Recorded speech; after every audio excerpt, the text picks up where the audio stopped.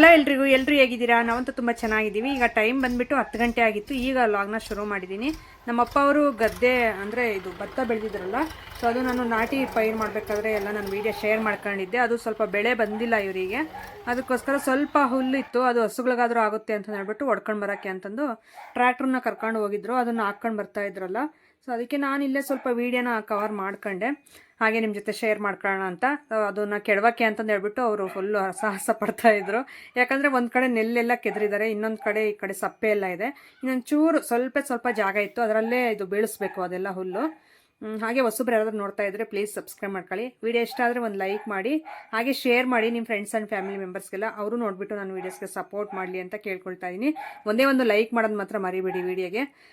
ಈಗ ನೋಡಿ, ಮಾನ್ವಿಕ್ ಹೋಗ್ಬಿಟ್ಟು ಅಷ್ಟರಲ್ಲಿ ಸ್ವಲ್ಪ ಅವ್ರ ಮಾವನಿಗೆ ಮಿಕ್ಸರ್ ಅಂತೆ ಮತ್ತು 7 ಅಪ್ ಅದೆಲ್ಲ ತೊಗೊಂಡು ಬಂದಿದ್ದ. ಸೊ ಅವರಿಬ್ಬರು ಶೇರ್ ಮಾಡ್ಕೊಂಡು ತಿಂತಾರೆ ಮಧ್ಯಾಹ್ನ ಟೈಮು, ಇಲ್ಲ ಒಂದು ಊಟ ಆಗಿದ ತಕ್ಷಣ ಏನಾದರೂ ತಿನ್ನಕ್ಕೆ ಬೇಕು. ಸೊ ಮಧ್ಯಾಹ್ನ ನಾನು ಇನ್ನೇನು ವೀಡಿಯೋನ ಶೂಟ್ ಮಾಡೋಕ್ಕಾಗಲಿಲ್ಲ. ಸೊ ಯಾಕಂದರೆ ಹುಲ್ಲು ಬಾಣವೆ ಅದೆಲ್ಲ ಕೆಡವೋದ್ರಲ್ಲ, ಅದನ್ನು ಒಪ್ಪವ್ರು ಆರಿಸ್ತಾಯಿದ್ರು. ನಾನು ಅದನ್ನು ನೋಡ್ಕೊಂತ ಅಲ್ಲೇ ಟೈಮ್ ಸ್ಪೆಂಡ್ ಮಾಡಿದೆ, ಇನ್ನೇನು ಕೆಲಸನೂ ಮಾಡೋಕ್ಕೋಗಲಿಲ್ಲ. ಸ್ವಲ್ಪ ಕಾಲು ಪೇಯ್ನ್ ಇರೋದ್ರಿಂದ ಜಾಸ್ತಿ ಕೆಲಸಗಳೇನು ಮಾಡ್ತಾಯಿಲ್ಲ. ಇರೋದ್ರಲ್ಲೇ ನಾನು ಏನೇನು ಮಾಡ್ತೀನೋ ಅದನ್ನು ಶೇರ್ ಮಾಡ್ಕೊತಾ ಇದ್ದೀನಿ ಅಷ್ಟೇ. ಸಂಜೆಗೆ ನಾನು ಸ್ವಲ್ಪ ಅಂಗಡಿಗೆ ಕಳಿಸಿದ್ದೆ. ಮನೆಯಲ್ಲಿ ಐಟಮ್ಸ್ ನಾನು ಇಷ್ಟು ದಿನ ಅಡುಗೆ ಮಾಡಿರಲಿಲ್ಲ, ಎಲ್ಲ ಖಾಲಿಯಾಗಿತ್ತು. ಈಗ ಏನೇನು ಬೇಕೋ ಅದು ಸ್ವಲ್ಪ ತರಿಸ್ಕೊಂಡಿದ್ದೀನಿ. ನಾಳೆಗೆ ಒಂದು ಲೀಸ್ಟ್ ಬರೆದಿದ್ದೀನಿ. ಎಲ್ಲ ತರಿಸ್ಕೊಬಿಟ್ಟು ಸ್ವಲ್ಪ ಮಸಾಲೆ ಪೌಡ್ರ್ ಅಂದರೆ ಸಾರಿನ ಪುಡಿ ಎಲ್ಲ ಮುಗ್ದಿದೆ, ಅದನ್ನೆಲ್ಲ ಮಾಡಿಸ್ಕೋಬೇಕು ನಾವು ಅಮ್ಮನ ಕೈಲಿ. ಅದಕ್ಕೆ ಒಂದು ಸ್ವಲ್ಪ ಲೀಸ್ಟ್ ಬರೆದಿಟ್ಟಿದ್ದೀನಿ. ಮನೆಗೆ ಬೇಕಾಗಿರೋದು ಈರುಳ್ಳಿ, ಬೆಳ್ಳುಳ್ಳಿ ಎಲ್ಲ ಖಾಲಿಯಾಗಿತ್ತು. ಈಗ ಸ್ವಲ್ಪ ಹಸಿಮೆಣ್ಸಿನ್ಕಾಯಿ ಮತ್ತು ಕೊತ್ತಂಬರಿ ಸೊಪ್ಪು ಇದು ತರಿಸೀನಿ, ಏನು ಮಂಡಕ್ಕಿ, ಮೊಟ್ಟೆ. ಸೊ ಅದೆಲ್ಲನೂ ಒಂದು ಪಲ್ಯ ಮಾಡಿ ತೋರಿಸ್ತೀನಿ ನಿಮಗೆ, ಸಿಂಪಲಾಗಿ ಯಾವ ರೀತಿ ಮಾಡ್ಕೋಬೋದು ಸಾಂಬಾರು ಇಲ್ಲದೆ ಇದ್ದಾಗ ಅಂತ. ಬೆಳಿಗ್ಗೆ ಸ್ವಲ್ಪ ಚಿಗುರಿನ ಸಾಂಬಾರಿತ್ತು, ಅದು ಮುಗ್ದೋಯ್ತು, ಸೊ ಖಾಲಿ ಆಗೋಯ್ತು. ಅದಕ್ಕೋಸ್ಕರ ಈಗ ಮೊಟ್ಟೆ ಪಲ್ಯ ಮಾಡೋಣ ಅಂತ. ಇದು ತುಂಬ ಇಷ್ಟಪಟ್ಟು ತಿಂತಾರೆ. ಸರ್ಫ್ ಪೌಡ್ರ್ ಎಲ್ಲ ಮುಗ್ದಿತ್ತು, ಸೊ ಅದಕ್ಕೆ ಅದನ್ನು ತೊಗೊಂಡು ಬಂದೆ. ಇನ್ನು ನೀರು ಯಾವಾಗ ಬಿಡ್ತಾರೆ ಅವಾಗ ಸ್ವಲ್ಪ ವಾಷಿಂಗ್ ಮಿಷಿನ್ ಬಟ್ಟೆ ಹಾಕ್ಕೊಬಿಡೋಣ ಅಂತ. ಆಗಲೇ ಭಾಳ ಆಗಿದ್ದಾವೆ ಬಟ್ಟೆಗಳು. ಸೊ 1 ವೀಕ್ ಮತ್ತೆ ತೊಳೆದಿಲ್ಲ ನಾನು ಎದ್ದೇಳೋದೇ 1 ವೀಕ್ ಆಯಿತು. ಸೊ ಅದರಲ್ಲಿ ಅಷ್ಟರಲ್ಲಿ ನಮ್ಮ ಅಮ್ಮವ್ರು ತೊಳ್ಕೊಟ್ಟಿರೋದು ಅಷ್ಟೇ. ಸೊ ಇನ್ನೆಲ್ಲ ಹಂಗೆ ಎತ್ತಿಟ್ಟಿದ್ದೀನಿ, ಅದನ್ನೆಲ್ಲ ನಾನೇ ತೊಳ್ಕೊಬೇಕು. ಈಗ ಮೊಟ್ಟೆ ಎಲ್ಲ ಒಡೆದಾಕೋಣ ಅಂತ ಒಂದು ಕಡೆ. ಸೊ ಈ ರೀತಿ ನಾನು ಏನಾದರೂ ಸಾಂಬಾರು ಇಲ್ಲದೆ ಇದ್ದಾಗ ನೆನಪಿಗೆ ಬರೋದು ಪಟ್ಟಂತ ಈ ಮೊಟ್ಟೆ ಪಲ್ಯ. ಇದನ್ನು ಮುಂಚೆ ನಮ್ಮಮ್ಮ ಅವರು ಮಾಡ್ತಾಯಿದ್ರು. ಸೊ ಅದನ್ನು ನಾನು ಹಂಗೆ ಕಂಟಿನ್ಯೂ ಮಾಡ್ತಾಯಿದ್ದೀನಿ. ಟೇಸ್ಟ್ ಅಂತೂ ನಿಜವಾಗ್ಲೂ ತುಂಬ ಚೆನ್ನಾಗಿರುತ್ತೆ. ನಾನು ಯಾವ ರೀತಿ ಮಾಡ್ತೀನಿ ಅಂತ ತೋರಿಸ್ತೀನಿ. ಹಾಗೆ ಮೊಟ್ಟೆ ಎಲ್ಲ ನೀಟಾಗಿ ಒಂದು ಬೌಲ್ಗೆ ಹೊಡೆದಾಕೋಣ ಅಂತಂದು, ಮತ್ತು ಅದು ಬಾಣಲಿಗೆ ಹೊಡೆದು ಹಾಕ್ಬೋದು. ನನಗೆ ಅಷ್ಟು ಚೆನ್ನಾಗಿ ಮೊಟ್ಟೆ ಹೊಡೆಯೋದು ಬರಲ್ಲ, ಅದಕ್ಕೋಸ್ಕರ ಅದು ಆ ರೀತಿ ನಾವು ಓಪನ್ ಮಾಡಬೇಕಾದ್ರೆ ಚಿಕ್ಕ ಪೀಸಾಗಿ ಆಮೇಲೆ ಪಲ್ಯಕ್ಕೆ ಬಿದ್ದುಬಿಟ್ರೆ ಮತ್ತೆ ತಿನ್ನಬೇಕಾದ್ರೆ ಸಿಗುತ್ತೆ ಬಾಯಿಗೆ ಅಂತಂದು ನಾನು ಒಂದೇ ಸಾರಿ ಈ ರೀತಿ ಬೌಲ್ಗೆ ಹೊಡೆದಾಕಂತೀನಿ. ಅದಕ್ಕೋಸ್ಕರ ಇಲ್ಲೇ ಹೊಡಿತಾ ಇದ್ದೀನಿ ನೋಡಿ. 8 ಮೊಟ್ಟೆ ತರಿಸಿದ್ದೀನಿ. ಇದರಲ್ಲಿ ಮಾನ್ವಿಕು ಲಾಸೆನೂ ಇಲ್ಲೇ ಊಟ ಮಾಡ್ತಾರೆ, ಮತ್ತು ಸಿಂಬಗೆ, ಪಾರುಗೆ ಎಲ್ರಿಗೂ ಬೇಕಲ್ಲ, ಅದಕ್ಕೋಸ್ಕರ 8 ಮೊಟ್ಟೆ. ಸೊ ನಾವು 4 ಜನ, ಲಾಸೆ ಮಾನ್ವಿಕ್ ಇಬ್ಬರು ಸೇರಿ 6 ಜನ, ಸಿಂಬನು ಪಾರು 8 ಜನಕ್ಕೆ 8 ಮೊಟ್ಟೆ, ಒಬ್ಬೊಬ್ರಿಗೆ ಒಂದೊಂದು ಮೊಟ್ಟೆ ರೀತಿ ಅಷ್ಟೇ. ಅದಕ್ಕೆ ಈಗ ನೀಟಾಗೆಲ್ಲ ಅದು ಓಪನ್ ಮಾಡಿ ಹಾಕ್ತಾಯಿದ್ದೀನಿ. ಸೊ ಈ ರೀತಿ ಊರಲ್ಲೇ ಸಿಗುತ್ತೆ ಮೊಟ್ಟೆಗಳೆಲ್ಲನೂ, ನಮ್ಮೂರಲ್ಲೇ ಸಿಗುತ್ತೆ. ಯಾಕಂದರೆ ಎಗ್ ರೈಸ್ ಎಲ್ಲ ಮಾಡ್ತಾ ಇರ್ತಾರೆ, ಒಂದು 2-3 ಇದ್ದಾರೆ ನಮ್ಮೂರಲ್ಲಿ. ಸೊ ಅವ್ರ ಹತ್ರ ಹೋಗಿ ತೊಗೊಂಡು ಬಂದುಬಿಡೋದು. ಅವರು ಫ್ರೆಶ್ಶಾಗಿ ತರ್ತಾ ಇರ್ತಾರೆ, ಅವತ್ತೇನೆ ಮೊಟ್ಟೆಗಳು ಹೋಗ್ಬಿಟ್ಟು. ಅದಕ್ಕೆ ನಾವು ಇಲ್ಲೇ ತೊಗೊಬಿಡ್ತೀವಿ. ಒಂದು ಟ್ರೇ ಫುಲ್ ತೊಗೋಬೋದು. ಸೊ ಆದರೆ ಈಗ ಯೂಸ್ ಇಲ್ಲ ಅಂತಂದು ಬೇಸಿಗೆಲಿ ಜಾಸ್ತಿ ತಿನ್ನೋಕೆ ಹೋಗಲ್ಲ, ಅದಕ್ಕೆ ಪರವಾಗಿಲ್ಲ, ಇದಾದಮೇಲೆ ತರಿಸೋಣ ಅಂತಂದು ಅಂದ್ಕೊಂಡಿದ್ದೀನಿ. ಈಗ ಅವನ್ನೆಲ್ಲ ಹೊಡೆದಿದ್ನಲ್ಲ ಮೊಟ್ಟೆ, ಸೊ ಅವನ್ನ ಒಂದು ಕವರ್ಗೆ ನೀಟಾಗಿ ತರಿಸಿದ್ನಲ್ಲ ಅದೇ ಕವರ್ಗೆ ಹಾಕಿಟ್ಟೆ.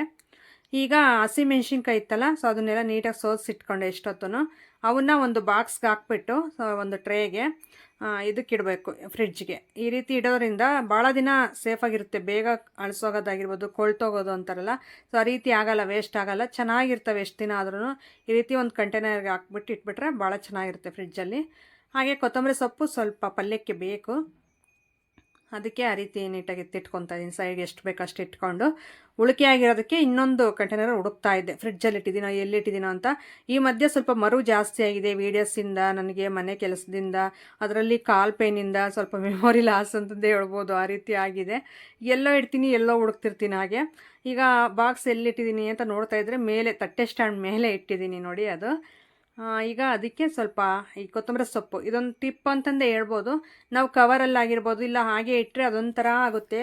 ಕೊತ್ತಂಬರಿ ಸೊಪ್ಪು ಈ ರೀತಿ ಒಂದು ನೀಟಾಗಿ ಬುಡ ಎಲ್ಲ ನೀಟಾಗಿ ಸೋದಿಸ್ಬಿಟ್ಟು ಕಿತ್ತಾಕ್ಬಿಟ್ಟು ಆ ರೀತಿ ಅದೇ ಬೌಲ್ಗೆ ಹಾಕಿಟ್ಟು ನೋಡಿ, 1 ವೀಕ್ ಆದರೂ ನೀವು ಹೆಂಗಿಟ್ಟಿರ್ತೀರೋ ಸೇಮ್ ಹಂಗೆ ಇರುತ್ತೆ. ಸ್ವಲ್ಪನೂ ಅದು ಬಾಡೋಗೋದಾಗಿರ್ಬೋದು, ಆ ರೀತಿ ಏನೂ ಆಗಲ್ಲ. ಸೊ ನೋಡ್ತಾ ಇರ್ಬೋದು, ನಾನು ಪ್ರತಿ ಸಾರಿನೂ ಇದೇ ರೀತಿಯೇ ಮಾಡಿರ್ತೀನಿ ಕೊತ್ತಂಬರಿ ಸೊಪ್ಪು ಮಾತ್ರ. ನಾನು ಆ ಬುಡ ಎಲ್ಲ ಕಿತ್ಬಿಟ್ಟು ಸೋದಿಸಿಲ್ಲ, ಮತ್ತೆ ಹಾಕ್ಬೇಕಾದ್ರೆ ಸೋದಿಸ್ಕೊಳ್ಳೋಣ ಅಂತ. ಈಗ ಟೈಮ್ ಇರಲಿಲ್ಲ, ಫಸ್ಟ್ ಇದನ್ನು ಕ್ಲೀನ್ ಮಾಡಿಬಿಟ್ಟು ಆ ರೀತಿ ಇಟ್ಟುಬಿಟ್ರೆ ಇದೊಂದು ಕೆಲಸ ಮುಗಿಯುತ್ತೆ ಅಂತ. ಆಗಲೇ ಒಂದು 7:30-8 ಗಂಟೆ ಆಗಿತ್ತು. ಮತ್ತು ಅನ್ನಕ್ಕೆ ಆ ಕಡೆ ಸೈಡ್ಗೆ ಇಟ್ಬಿಟ್ಟು ಈ ಕಡೆ ಪಲ್ಯ ಮಾಡೋಣ ಅಂತ ಸ್ಟವ್ ಮೇಲೆ ಅಂತ ಅಂದ್ಕೊಂಡಿದ್ದೀನಿ.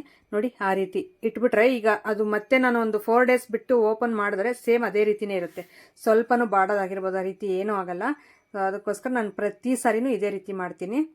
ಫ್ರಿಡ್ಜ್ ಮನೆಯೆಲ್ಲ ಕ್ಲೀನ್ ಮಾಡಿದ್ದೆ, ಸೊ ಹಂಗಾಗಿ ನಾನು ಇನ್ನೇನು ನೆಕ್ಸ್ಟ್ ಕ್ಲೀನ್ ಮಾಡೋ ಅವಶ್ಯಕತೆ ಇಲ್ಲ. ವೇಸ್ಟೇಜ್ ಎಲ್ಲ ತೆಗೆದಾಕ್ಬಿಟ್ಟಿದ್ದೀನಿ. ನಾವು ಎಷ್ಟೇ ಕ್ಲೀನ್ ಮಾಡಿದ್ರು ಫ್ರಿಡ್ಜ್ ಮಾತ್ರ ಮೆಸ್ಸಿಯಾಗಿ ಆಗುತ್ತೆ. ಈಗ ನಮ್ಮ ಮನೆಯವರು ಆ ಪಲ್ಯಕ್ಕೆ ಬೇಕಾಗಿರೋಂಥದ್ದೆಲ್ಲ ಕಟ್ ಮಾಡಿ ಕೊಡ್ತಾ ಇದ್ದಾರೆ ಪಾಪ. ಸೊ ನೋಡ್ಬೋದು, ಒಂದೊಂದು ಸಾರಿ ಹಸ್ಬೆಂಡ್ಸೇ ಒಳ್ಳೆಯವರು ಅಂತ ಅನಿಸುತ್ತೆ. ಯಾಕಂದರೆ ಒಂದೊಂದು ಟೈಮ್ ಅರ್ಥ ಮಾಡ್ಕೊತಾರೆ. ಒಂದೊಂದು ಟೈಮ್ ಇದೆಯಲ್ಲ, ನಾವು ಎಷ್ಟೇ ಕೆಲಸ ಮಾಡಿರಲಿ, ಸೊ ಮೇಯ್ನು ನಾವು ಯಾವಾಗ ಜಾಸ್ತಿ ಕೆಲಸಗಳು ಮಾಡ್ಕೊಂಡು ಇರ್ತೀವೋ ಅಂಥ ಟೈಮಲ್ಲೇ ಅವ್ರು ಏನಾದರೂ ಒಂದು ಅನ್ನೋದು ಆ ರೀತಿ ಮಾಡ್ತಾರೆ. ಸೊ ಅವಾಗ ನಾವು ಎಷ್ಟು ಸೈಲೆಂಟಾಗಿರ್ಬೇಕಂದ್ರೂ ಆಗಲ್ಲ. ಹೆಣ್ಮಕ್ಳು ಪಕ್ಕಾ ಕಿರ್ಚಾಡ್ತಾರೆ ಅವ್ರ ಮೇಲೆ. ಆದರೆ ಒಂದೊಂದು ಟೈಮು ಯಾವಾಗಲಾದರೂ ಆ ರೀತಿ ಒಳ್ಳೆ ಬುದ್ಧಿ ಬಂದಾಗ ಸೊ ಈ ರೀತಿ ಹೆಲ್ಪ್ಗಳು ಮಾಡ್ತಾ ಇರ್ತಾರೆ. ಪರವಾಗಿಲ್ಲ, ನನಗೆ ಕಾಲು ಸ್ವಲ್ಪ ಏಟಾದಾಗಿಂದ ಸ್ವಲ್ಪ ಸಣ್ಣ ಪುಟ್ಟ ಕೆಲಸಗಳೆಲ್ಲ ಹೆಲ್ಪ್ ಮಾಡಿ ಕೊಡ್ತಾವ್ರು ನಮ್ಮ ಮನೆಯವರು. ಸೊ ತುಂಬ ಖುಷಿ ಅನಿಸುತ್ತೆ. ಅವಾಗ ಹಂಗೆ ಅಂದ್ಕೊತೀನಿ, ಪರವಾಗಿಲ್ಲ ಇವರಾದರೂ ಹಿಂಗೆ ಅರ್ಥ ಮಾಡ್ಕೊತಾರಲ್ಲ ಅಂತ ಅನಿಸುತ್ತೆ. ನಿಮಗೂ ಹಂಗೆ ಅನಿಸುತ್ತೆ ಯಾವಾಗಲಾದ್ರೂ ಒಂದೊಂದು ಟೈಮ್ ಆ ರೀತಿ ಅರ್ಥ ಮಾಡ್ಕೊತಾರೆ ಮನೆಯವರು. ಅದಕ್ಕೋಸ್ಕರ ಅದನ್ನೆಲ್ಲ ಕಟ್ ಮಾಡಿ ಕೊಡ್ತಾ ಇದ್ರೆ ನನಗೆ ಒಂಥರ ಖುಷಿ ಆಯಿತು. ನೋಡು, ಇಷ್ಟಾದರೂ ಹೆಲ್ಪ್ ಮಾಡಿ ಕೊಡ್ತಾ ಇದ್ದಾರಲ್ಲ ಪಾಪ ಅಂತ. ಹಾಗೆ ಇಲ್ಲಿ ನಾನು ಎಣ್ಣೆನ ಸ್ವಲ್ಪ ಬಿಸಿಯಾಗಿ ಇಟ್ಟಿದ್ದೆ. ಈಗ ಹಸಿಮೆಣ್ಸಿನ್ಕಾಯಿ ಎಲ್ಲ ಕಟ್ ಮಾಡಿ ಕೊಟ್ಟಿದ್ರಲ್ಲ, ಈರುಳ್ಳಿನೂ ಹಸಿಮೆಣ್ಸಿನ್ಕಾಯಿ, ಸ್ವಲ್ಪ ಎಣ್ಣೆ ಅದು ಬಿಸಿ ಆದಮೇಲೆ ಫಸ್ಟು ಹಸಿಮೆಣ್ಸಿನ್ಕಾಯಿ ಹಾಕಿದೆ. ಫುಲ್ಲು ಸಿಡಿಯೋಕ್ಕೆ ಸ್ಟಾರ್ಟ್ ಆಯಿತು. ಅದಕ್ಕೆ ಹಿಂದೆನೇ ಈರುಳ್ಳಿ ಹಾಕ್ಬಿಟ್ಟೆ. ಸೊ ಆ ರೀತಿ ಹಾಕೋದ್ರಿಂದ ಸ್ವಲ್ಪ ಹಸಿಮೆಣ್ಸಿನ್ಕಾಯಿ ಮೇಲೆ ಬಬಲ್ಸ್ ಎಲ್ಲ ಬಂದರೆ ಭಾಳ ಚೆನ್ನಾಗಿರುತ್ತೆ ತಿನ್ನೋದಕ್ಕೂ ಪಲ್ಯದ ಜೊತೆ ಅಂತ ಸ್ವಲ್ಪ ಸ್ಟಾರ್ಟಿಂಗಲ್ಲಿ ನಾನು ಅದು ಹಾಕಿದ್ದೆ, ನೋಡ್ಬೋದು ನೀವು. ಈಗ ಅದು ಎರಡು ಫ್ರೈ ಮಾಡಿಕೊಂಡು ಮತ್ತೆ ಒಂದು ಸ್ವಲ್ಪ ಉಪ್ಪು ಹಾಕ್ಬೇಕು. ಈಗ ಇದು ಚೆನ್ನಾಗಿ ಬೇಗ ಬೇಯಬೇಕು ಅಂದರೆ ಸ್ವಲ್ಪ ಉಪ್ಪು ಹಾಕಿದ್ರೆ ಬೇಗ ಒಂದು ಬ್ರೌನ್ ಕಲರ್ಗೆ ಬಂದುಬಿಡುತ್ತೆ. ನಾನೊಂದು ಚಿಟಿಕೆ ಅಷ್ಟು ಹಾಕ್ತೀನಿ. ಹಾಗೆ ಎಣ್ಣೆ ಸ್ವಲ್ಪ ಕಡಿಮೆ ಆಗಿತ್ತು, ಅದಕ್ಕೋಸ್ಕರ ಇನ್ನೊಂದು ಸ್ವಲ್ಪ ಎಣ್ಣೆ ಹಾಕ್ಕೊಂಡು, ನಾನು ಸನ್ಪ್ಯೂರೇ ಯೂಸ್ ಮಾಡೋದು. ಏನಂದರೆ ನಮ್ಮೂರಲ್ಲಿ ಜಾಸ್ತಿ ಸನ್ಪ್ಯೂರ್ ಸಿಗೋಲ್ಲ, ಫ್ರೀಡಮ್ ಜಾಸ್ತಿ ಸಿಗುತ್ತೆ. ಹಾಗಾಗಿ ಫ್ರೀಡಮೇ ತರಿಸ್ಬಿಡ್ತೀನಿ. ಅದು ಅಂದರೆ ಎಮರ್ಜೆನ್ಸಿಗೆ ನಾನು ಎಲ್ಲಾದ್ರೂ ಲಿಂಗದಳ್ಳಿ ಪಾಗೋಡು ಹೋದಾಗ ತೊಗೊಂಡ್ಬರ್ತೀನಿ ಸನ್ಪ್ಯೂರು. ಇಲ್ಲದೇ ಇದ್ದಾಗ ಎಮರ್ಜೆನ್ಸಿ ಬೇಕಂದರೆ ಫ್ರೀಡಮ್ದೊಂದು ಕ್ಯಾನ್ ತಂದುಬಿಡ್ತೀನಿ. ಹಂಗೆ ಫ್ರೀಡಮೇ ಯೂಸ್ ಮಾಡ್ತಾ ಇರೋದು ಆಯಿಲು. ಈಗ ಅದು ಸ್ವಲ್ಪ ಬೇಯಲಿ ಅಂತ ನೋಡಿ ಉಪ್ಪು ಹಾಕ್ತಾಯಿದ್ದೀನಿ. ಈಗ ಹೇಳಿದ್ನಲ್ಲ ನಿಮಗೆ. ಸೊ ಆ ರೀತಿ ಉಪ್ಪು ಹಾಕೋದ್ರಿಂದ ಬೇಗ ಒಂದು ಬ್ರೌನಿಷ್ ಕಲರ್ಗೆ ಬಂದುಬಿಡುತ್ತೆ. ಆಮೇಲೆ ನಾವು ನೆಕ್ಸ್ಟ್ ಆ್ಯಡ್ ಮಾಡ್ಕೋಬೋದು ಐಟಮ್ಸ್ ಎಲ್ಲನೂ. ಒಂದು ಕಡೆ ನಾನು ರೈಸ್ಗೆ ಇಟ್ಟಿದ್ದೀನಿ ಕುಕ್ಕರ್ಗೆ. ಕುಕ್ಕರ್ ಅಷ್ಟೇ ಭಾಳ ವರ್ಷ, ಒಂದು 7-8 ವರ್ಷ ಆಗಿದೆ ಇದು ಕುಕ್ಕರ್ ತೊಗೊಂಡು. ಆಗಲೇ ಎಲ್ಲ ಹೋಗಿದೆ. ಸೊ ನಾನೊಂದು ಕುಕ್ಕರ್ನು ಒಂದು ಇದು ಬಾಣಲಿ ತೊಗೋಬೇಕು, ಅಂದರೆ ಒಂದು ಪ್ಯಾನ್ ಥರ ತೊಗೋಬೇಕು. ನಾನು ಸ್ಟೈನ್ಲೆಸ್ ಸ್ಟೀಲಲ್ಲಿ ತೊಗೊತಾರಲ್ಲ, ಸೊ ಎಲ್ಲರೂ ಅದೇ ರೀತಿ ತೊಗೋಬೇಕು ಅಂತ ಅಂದ್ಕೊಂಡಿದ್ದೀನಿ. ಚೆನ್ನಾಗಿರುತ್ತೆ ವೀಡಿಯೋಸ್ಗಾಗಿರ್ಬೋದು, ಇಲ್ಲ ತಳ ಹಿಡಿಯಲ್ಲ ಬೇಗ ಅಂತ ದಪ್ಪ ಪಾತ್ರೆಗಳಲ್ಲಿ ಮಾಡಿದ್ರೆ. ಹಾಗಾಗಿ ಅದನ್ನೇ ತೊಗೋಬೇಕು ಅಂತ ಅಂದ್ಕೊಂಡಿದ್ದೀನಿ. ನೋಡೋಣ ಯಾವಾಗ ತೊಗೊತೀನೋ ಗೊತ್ತಿಲ್ಲ. ಕಿಚನ್ನು ಸ್ವಲ್ಪ ಆರ್ಗನೈಸ್ ಮಾಡ್ಕೋಬೇಕು. ತುಂಬ ಜನ ಹೇಳಿ ಸುಮ್ಮನೆ ಆದ್ರಿ. ತೊಗೊತೀನಿ ನಾನು. ಸ್ವಲ್ಪ ಇದು ಯಾವುದು ತರಕಾರಿ ಚಾಪಿಂಗ್ ಬೋರ್ಡು, ಮತ್ತು ಇದು ಗೋಡೆಗೆಲ್ಲ ವಾಲ್ಪೇಪರು, ಮತ್ತು ಇದು ಬಾಣಲಿ, ಒಂದು ಕುಕ್ಕರು, ಇಷ್ಟು ತೊಗೊಳ್ಳೇಬೇಕು ನಾನು ಅಡುಗೆ ಮನೆಗೆ. ಸ್ವಲ್ಪ ಉಪ್ಪುಗೂ ಸಕ್ಕರೆಗೆ ನೀವು ಹೇಳ್ದಾಗೆ ನಾನು ಅದು ಪಿಂಗಾಣಿದು ತೊಗೊಂಡು ಬಂದು ಯೂಸ್ ಮಾಡ್ತಿದ್ದೀನಿ. ಪ್ಲಾಸ್ಟಿಕ್ ಎಲ್ಲ ತೆಗೆದಾಕ್ಬಿಟ್ಟೆ. ಮತ್ತು ಅದೆಲ್ಲ ಹಾಕಿದ್ಮೇಲೆ ನಾನು ಹೊಸ ಸ್ಟವ್ ತೊಗೊತೀನಿ. ಮೇಲ್ಗಡೆ ಇದೆ ಅದು ಪ್ರೆಸ್ಟೇಜ್ ತೊಗೊಂಡಿದ್ದೀನಿ, 3 ಒಲೆದು ಗ್ಲಾಸ್ದು ಬರುತ್ತಲ್ಲ, ಅದು ತೊಗೊಂಡು ಭಾಳ ವರ್ಷನೇ ಆಯಿತು. ಏನಂದರೆ ನನಗೆ ಇಲ್ಲಿ ಇಟ್ಕೊಳ್ಳೋಕ್ಕೆ ಇದು ಸ್ವಲ್ಪ ಆರ್ಗನೈಸ್ ಮಾಡ್ಕೊಂಡ್ರೆ ಚೆನ್ನಾಗಿರುತ್ತೆ ಅಂತಂದು ಸ್ವಲ್ಪ ವೆಯ್ಟ್ ಮಾಡ್ತಾಯಿದ್ದೀನಿ ಅಷ್ಟೇ. ಅದಾಗಲೇ ಬಳಸ್ಕೊಂಡಿದ್ದೀನಿ ತುಂಬ ಸರಿ ನಾನು. ಏನಂದರೆ ಈಗ ಸದ್ಯಕ್ಕೆ ಎತ್ತಿಟ್ಟಿದ್ದೀನಿ. ನಾನು ಅದೆಲ್ಲ ಆರ್ಗನೈಸ್ ಮಾಡಾದಮೇಲೆ ತಪ್ಪದೆ ಅದನ್ನು ಬಳಸ್ಕೊಂಡ್ಮೇಲೆ ಶೇರ್ ಮಾಡ್ಕೊತೀನಿ. ಈಗ ಇದನ್ನೆಲ್ಲ ಮೊಟ್ಟೆ ಹಾಕಿ ಫ್ರೈ ಮಾಡಿದ್ನಲ್ಲ, ಈಗ ಮಂಡಕ್ಕಿ ಹಾಕ್ತಾಯಿದ್ದೀನಿ. ಇದೇ ಡಿಫ್ರೆಂಟು. ಸೊ ಇದು ಅವಾಗ ನಮ್ಮ ಅವರು ಏನಕ್ಕೆ ಮಾಡ್ತಾಯಿದ್ರು ಗೊತ್ತಿಲ್ಲ ಆಗಲಿ. ಆವಾಗ ಸ್ವಲ್ಪ ಕಷ್ಟದ ದಿನಗಳು, ನಾವು ಚಿಕ್ಕ ಮಕ್ಕಳಿದ್ದಾಗ ಸ್ವಲ್ಪ ಊಟಕ್ಕೇ ಕಷ್ಟ ಆಗೋದು. ಅಂಥ ಟೈಮಲ್ಲಿ ಜಾಸ್ತಿ ಆಗಲಿ ಅಂತಂದು ಒಂದು ಐಡಿಯಾ ಮೇಲೆ ಆಗ್ತಾಯಿತ್ತೋ, ಇಲ್ಲ ಟೇಸ್ಟ್ ಇರಲಿ ಅಂತಂದು ಆಗ್ತಾಯಿತ್ತೋ ಗೊತ್ತಿಲ್ಲ ಆಗಲಿ, ಮೊಟ್ಟೆ ಪಲ್ಯಗೆ ಈ ರೀತಿ ನಮ್ಮಮ್ಮ ಮಂಡಕ್ಕಿ ಹಾಕೋದು. ಸೊ ಅವಾಗ ನನಗೆ ಅನಿಸಿದ್ದೇನೋ ಅದು ತಿಂದಾಗ ಅಂದರೆ ಎಕ್ಸಲೆಂಟ್ ಟೇಸ್ಟು. ಸೊ ಅದು ನಾನೀಗ ಸ್ಕಿಪ್ ಮಾಡೋಕ್ಕಾಗ್ತಾಯಿಲ್ಲ. ಮಂಡಕ್ಕಿ ಹಾಕಿದ್ರೆ ಭಾಳ ಚೆನ್ನಾಗಿರುತ್ತೆ. ಅದು ಇನ್ನೂ ಸ್ವಲ್ಪ ತಣ್ಣಗಾಗಿರೋ ಮುದ್ದೆಗೆ ತಿನ್ಬೋದು ಮಧ್ಯಾಹ್ನ ಟೈಮಲ್ಲಿ, ಇಲ್ಲ ಬಿಸಿ ಬಿಸಿ ಅನ್ನದ ಜೊತೆ ತಿನ್ಬೋದು. ಭಾಳ ಚೆನ್ನಾಗಿರುತ್ತೆ. ಅದು ಗೊತ್ತಿಲ್ಲ ಯಾವ ಪರ್ಪಸ್ಗೆ ಹಾಕೋದು ನಮ್ಮಮ್ಮ. ಈಗಂತೂ ನಾನಂತೂ ನಮ್ಮಮ್ಮ ಹೆಂಗೆ ಮಾಡೋದು ಹಂಗೆ ಮಾಡ್ತಾಯಿದ್ದೀನಿ. ನಮ್ಮ ಮನೆಯವ್ರಿಗೆ ಈ ಪಲ್ಯ ತುಂಬ ಇಷ್ಟ ಆಗುತ್ತೆ. ಎಗ್ ರೈಸ್ಗಿಂತಲೂ ಇದು ಬೆಸ್ಟ್ ಅಂತಂದು ಹೇಳ್ತೀನಿ. ಯಾಕಂದರೆ ಅದರಲ್ಲಿ ಮಸಾಲೆಗಳೆಲ್ಲ ನಾವು ಜಾಸ್ತಿ ಹಾಕೊಂಡು ತಿಂತೀವಿ. ಸಾಸ್ ಅಂತೆ, ಮಸಾಲೆ ಅಂತೆ ಅವೆಲ್ಲ ಯೂಸ್ ಮಾಡ್ತೀವಿ. ಮಾಡ್ತೀವಿ. ಇದರಲ್ಲಿ ಪ್ಲೈನ್ ಮೊಟ್ಟೆ ಪಲ್ಯ, ಅದಕ್ಕೆ ಸ್ವಲ್ಪ ಉಪ್ಪು ಖಾರ ಒಂದು ಸೇರಿಸ್ತೀವಿ ಅಷ್ಟೇ. ಸೊ ಇನ್ನೇನು ಸೇರಿಸಲ್ಲ, ಮಂಡಕ್ಕಿ ಸೇರಿಸ್ತೀವಿ, ಇಷ್ಟು ಬಿಟ್ಟರೆ ಇನ್ನೇನು ಹಾಕಲ್ಲ. ಪ್ಲೈನಾಗಿ ಮೊಟ್ಟೆ ಪಲ್ಯ ಅನ್ನದ ಜೊತೆ ತುಂಬ ಚೆನ್ನಾಗಿರುತ್ತೆ. ನೀವು ಬೇಕಾದ್ರೆ ರೋಟಿ ಚಪಾತಿ ಈ ರೀತಿ ಎಲ್ಲ ತಿನ್ಬೋದು, ಭಾಳ ಎಕ್ಸಲೆಂಟ್ ಆಗಿರುತ್ತೆ ಟೇಸ್ಟು. ನಾವು ಜಾಸ್ತಿ ಅನ್ನದ ಜೊತೆನೇ ತಿನ್ನೋದು ಮೊಟ್ಟೆ ಪಲ್ಯನ. ಅದಕ್ಕೋಸ್ಕರ ಈಗ ಮಾಡ್ಕೊಂಡು ಬಂದಲ್ಲ, ಸೊ ನಮ್ಮ ಮನೆಯವ್ರು ಟಿ ವಿ ನೋಡ್ತಾ ಇದ್ರು ಆಗಲೇ. ಕ್ರಿಕೆಟ್ IPL ಹುಚ್ಚು ಜಾಸ್ತಿ ನಮ್ಮ ಮನೆಯವರಿಗೆ. ತಿಂತಾಯಿದ್ರು. ಅದಕ್ಕೆ ಅಲ್ಲಿ ನಾನು ಮೇಲೆ ಏನಕ್ಕೆ ಕೂತಿದ್ದೀನಿ ಅಂದರೆ ನನಗೆ ಕಾಲು ಸ್ವಲ್ಪ ಮಡ್ಚೋಕ್ಕಾಗಲ್ಲ ಇನ್ನು, ಅದಕ್ಕೋಸ್ಕರ. ಆಮೇಲೆ ನೀನು ಮೇಲೆ ಕೂತಿದ್ಯಾ, ನಿಮ್ಮ ಮನೆಯವ್ರು ಕೆಳಗಡೆ ಕೂತಿದ್ದಾರೆ ಅಂತ ನೀವು ಕಾಮೆಂಟ್ ಮಾಡ್ಬೋದು. ಸೊ ಮುಂಚೆನೇ ಹೇಳ್ತಾ ಇದ್ದೀನಿ, ಹೊಸಬ್ರಿಗೆ ಗೊತ್ತಿರಲ್ವಲ್ಲ, ಅದಕ್ಕೋಸ್ಕರ. ಹಳಬ್ರಾದರೆ ಗೊತ್ತಿರುತ್ತೆ, ಡೈಲಿ ನನ್ನ ವೀಡಿಯೋಸ್ನ ನೋಡೋರು. ಕಾಲು ನನಗೆ ಪೇಯ್ನ್ ಇರೋದು. ಹಾಗೆ ನಮ್ಮ ಮನೆಯವ್ರಿಗೂ ಮತ್ತು ಅರವಿಂದನಿಗೂ ನನಗೂ. ನಿತಿನ್ ಇನ್ನೂ ಬಂದಿರಲಿಲ್ಲ. ಸೊ ನಾವು ಮೂವರೀಗ ಊಟ ಮಾಡೋಣ ಅಂತ ಇದು ಅರವಿಂದ್ ಕವರ್ ಮಾಡ್ತಾ ಇರೋವಂಥದ್ದು ವೀಡಿಯೋ. ತುಂಬ ಚೆನ್ನಾಗಿ ಕವರ್ ಮಾಡ್ತಾನೆ ಅವನು. ಸೊ ಟೇಸ್ಟ್ ಅಂತೂ ನಮ್ಮ ಮನೆಯವ್ರು ತುಂಬ ಚೆನ್ನಾಗಿದೆ ಅಂದರು, ಊಟ ಮಾಡಿದ್ರು. ಸೊ ಈ ರೀತಿ ಆಯಿತು ಇವತ್ತಿನ ವೀಡಿಯೋ. ನಿಮ್ಗೆ ಯಾವ ರೀತಿ ಅನ್ನಿಸ್ತು ಅಂತ ಹೇಳಿ. ಹೊಸಬ್ರಾಗಿದ್ದರೆ ಪ್ಲೀಸ್ ಸಬ್ಸ್ಕ್ರೈಬ್ ಮಾಡ್ಕೊಳ್ಳಿ. ವೀಡಿಯೋ ಇಷ್ಟ ಆದರೆ ಒಂದು ಲೈಕ್ ಮಾಡಿ.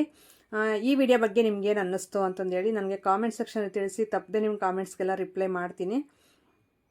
ಡ್ರೆಸ್ ಇದು ತುಂಬ ಜನ ಕೇಳ್ತಾ ಇದ್ರಿ, ತುಂಬ ಹಳೇದು ಹೇಳ್ರಿ, 5 years ಬ್ಯಾಕ್ ನಾನು ತೊಗೊಂಡಿದ್ದು. ಇದರ ಲಿಂಕ್ ಆಗಲಿ ಏನೂ ಇಲ್ಲ, ಸಾರಿ, ಇದ್ರ ಲಿಂಕ್ ಕೊಡೋಕ್ಕಾಗ್ತಾಯಿಲ್ಲ. ಇರೋದಂತೂ ತಪ್ಪದೆ ನಾನು ಶೇರ್ ಮಾಡ್ಕೊತಾ ಇದ್ದೀನಿ.